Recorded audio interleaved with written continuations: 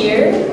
My name is Markéta Faustova and I'm from Prague, from Czech Republic, and I arrived 2 hours ago. And I would like to welcome you on the very first discussion in L1 Dance Festival. And we have here Christine Borg, who came yesterday from Berlin. And she's from Denmark, but right now she's working in Berlin. She did a new piece, which is not this one. You had the occasion to see. And the first question I want to ask her is how she feels after this very physical piece, which we saw right now. Hey.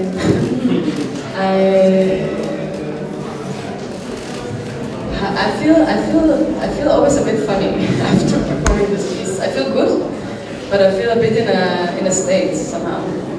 That's also why it's funny to talk right after, actually.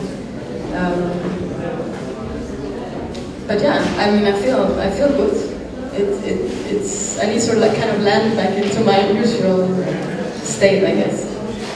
We talked with Christine about the respiration, because it's something very interesting in the piece, and maybe you also felt it, that she uses a lot the breath and respiration in the piece, and she does right now the research on it.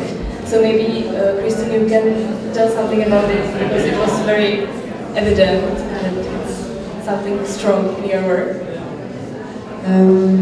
So, in order to talk about the respiration, I think I want to go back and talk about the research for this performance. So this performance came out of kind of a research into physical pain, actually, that I've been undertaking. I had like a neck injury, like some years back, which I made a solo around the pain aspect and the kind of losing control aspect of that injury. And then I came somehow to this piece after, which was like more so what kind of body state is after the pain. So when I made the piece, it was very much kind of ranging from kind of states of discomfort and comfort, and trying to find ways of physicalizing the discomfort and making it somehow transform into a more comfortable state. And this is then where the breath came in. Because I realized somehow through breathing and through really staying with the area where you feel discomfort, you can somehow transform it through the breath. So suddenly the breath was very evident. And also later it somehow just made the piece. It's like the breathing somehow transforms the different states that I'm traveling through in the piece. So it's very important.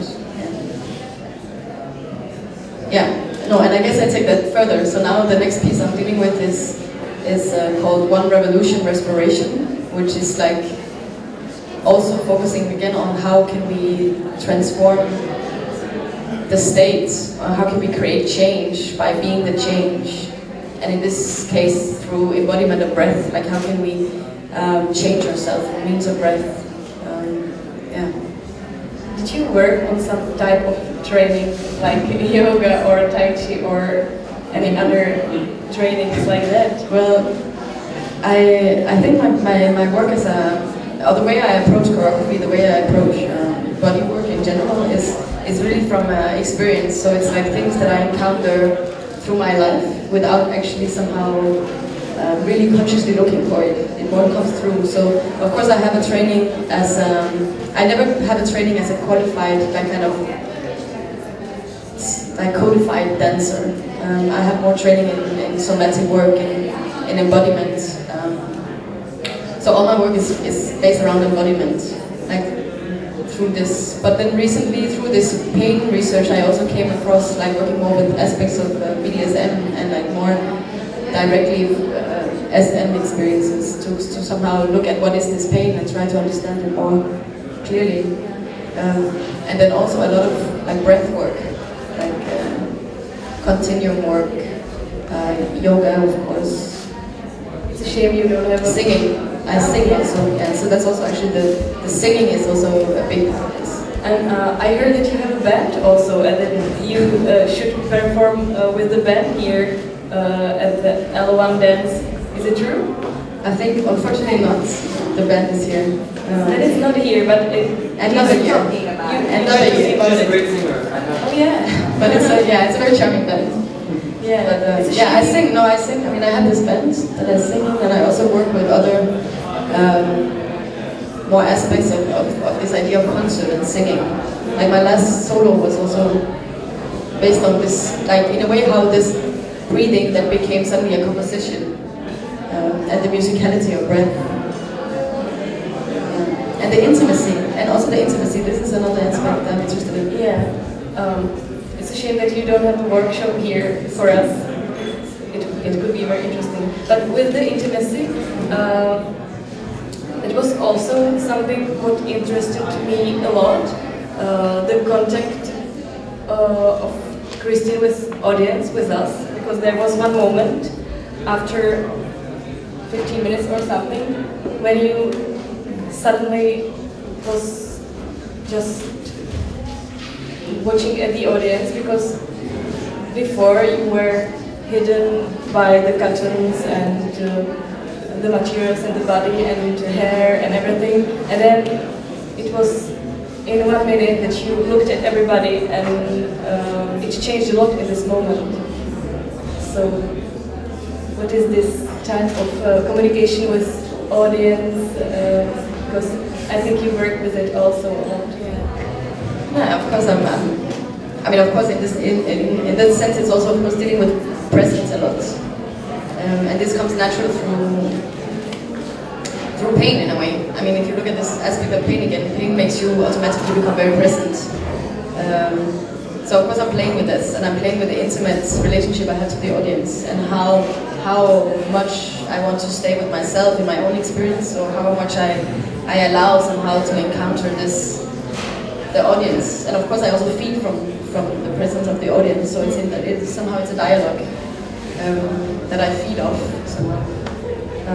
But I'm curious on this intimacy. I mean, how you can somehow become close to the audience, and the audience can somehow become a part of the choreography instead of just being the watchers from the outside. How they can somehow embody the experience that I go through, and that's also, I feel, the breathing is very strong for this experience. Maybe when we are talking about the dialogue, maybe this right now a moment when you could ask something, maybe there is something you have on your minds, some questions. I want to mention just one thing before, because now you mentioned the wool, and I just want to touch on the wool also. Because the costume or this object that I created, I went to this farm. I was living in England, but then I went to the farm and I collected all these wool fleeces from sheep, and I washed them in the bathtub, and I started kind of braiding this long thing. And for me, I feel the aspect of nature, the aspect of wool, is also integrated. It's important for me. How the body also becomes this human animal, or how we can somehow become closer to one's own nature. And also I get this aspect of that wool normally is something that protects us, something that makes us comfortable, something that, like, nourishes us. And here it's like somehow the opposite, so I'm also playing with this opposition. Yeah, maybe also there was some moment when you also played with the costume, when you were not a human being anymore, but in the same moment you were a very human being. I'm not sure if it's understandable what I'm talking about, but I mean, I am human. Yeah. But it's more this that I'm definitely playing very consciously with altering my state. Like I'm playing very consciously with somehow trying to change how I perceive myself, and therefore also then how the audience can perceive me traveling through these states somehow. So in that sense, the form is not so important. It's more how I feel, in a way, doing it. Yeah. And then the costume also really works a lot in the piece, that without the costume it will be totally different choreography. and also the physicality works in a different way with this.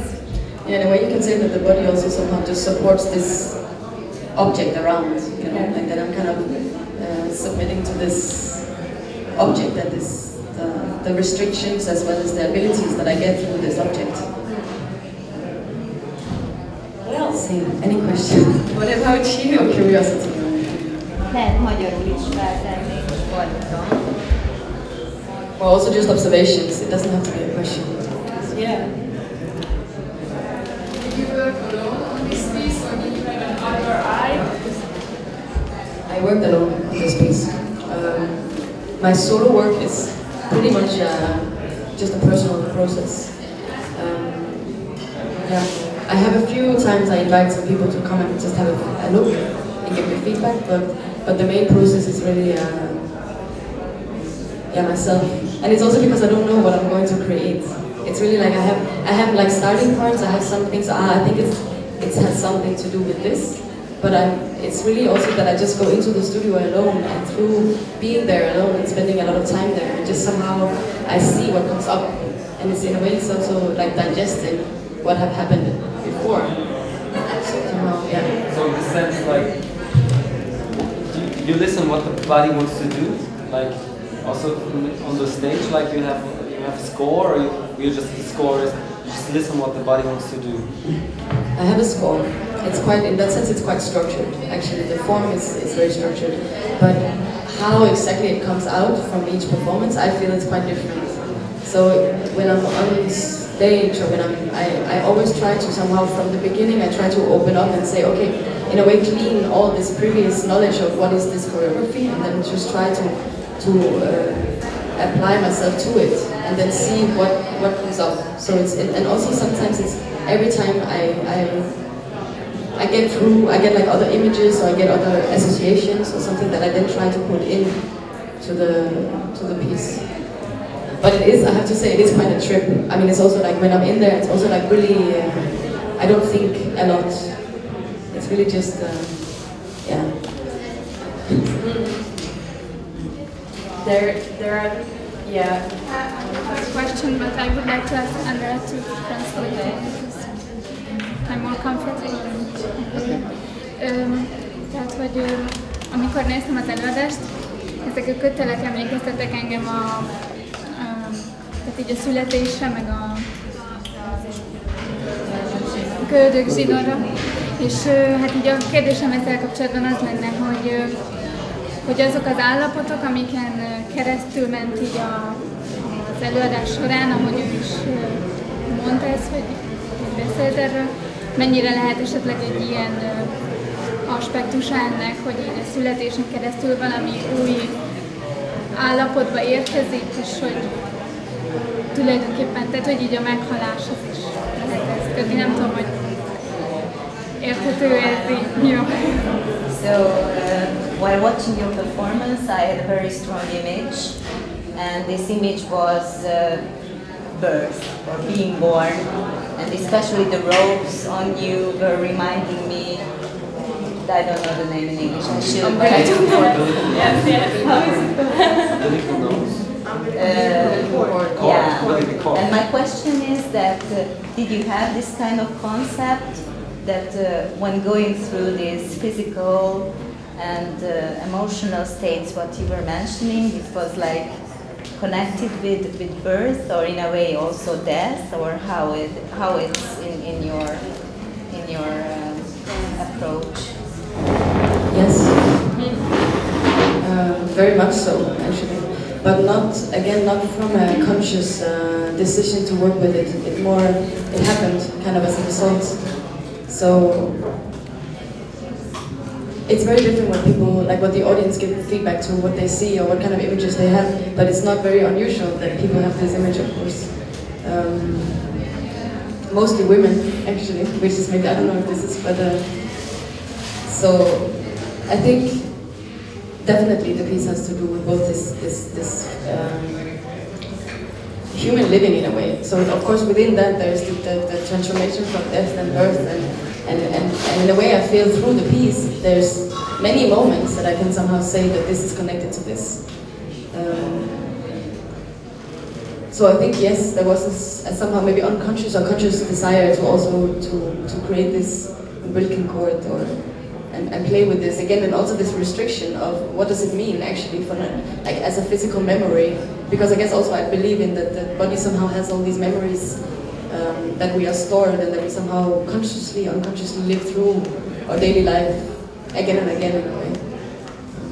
Yeah. Do you need the translation? There was another question over there. Do you see your creative process as a therapy? You mentioned pain a lot of, or are you over it, or is your performance a form of therapy for you? Well, I think a lot of people have this fear of relating art and therapy, and I think they are very related, actually. And yes, I think art basically has to do with healing also. So it's not, again, it's not something that I want to like enforce on myself or other people, but it's definitely a part of the process. So again, also, and especially when I do solo work, I would say, because then it's so much about like digesting the processes, digesting the experiences that I have encountered in life, and somehow try to physicalizing them again in order to somehow make more sense and in order to somehow understand the process that I'm going through. And also I think healing is happening all the time. Like therapy somehow can happen all the time. It's just that we have a very funny relationship to therapy in our culture. So yes. Another question over there. You were talking a lot about this is conscious and this is unconscious, and I heard from you before saying, or do you just follow what the body tells you? Yeah. What is then the decision-making process, or what is it based on? What stays in? What stays in the performance? Or because probably every time you have different material, you probably don't do and just put on. Yeah. No, of course, there's a selection process of realizing which kind of these material that comes out, what does it translate to an outside eye also. And exactly this is the complex situation in a way, because I'm dealing with experiences and I'm dealing a lot with the somatic lift and sensation somehow. How can I find a way to make this visible and share this with an outside eye? And of course there is also the pain or respiration, a very problematic issue, because it's exactly such a personal thing. Like I don't know how you feel when you are in pain, I cannot tell. The only thing I can read is that I can try with my empathy to somehow to understand you. So it's definitely somehow me that consciously select the material and then try to somehow find a structure that then suddenly becomes a whole new, how can I say, that when I engage and when I somehow just say, okay, now I go through this choreography and I arrive, it's more also like how do I feel afterwards actually, that I go through all these things and then how do I feel now? And this again comes back to this idea of transformation or healing or therapy, if you want to say. It's exactly this thing. What does it do for me actually? And yeah, how does it change me? Yeah. Well, it's time, unfortunately, to go to the next show, but it was very interesting. And I mean that if you will have another question, you can stop by and ask Christine after, maybe right now or after the next show. So, thank you to be here with us, and we will see each other after the next show. And thanks a lot to Christine. Thank you.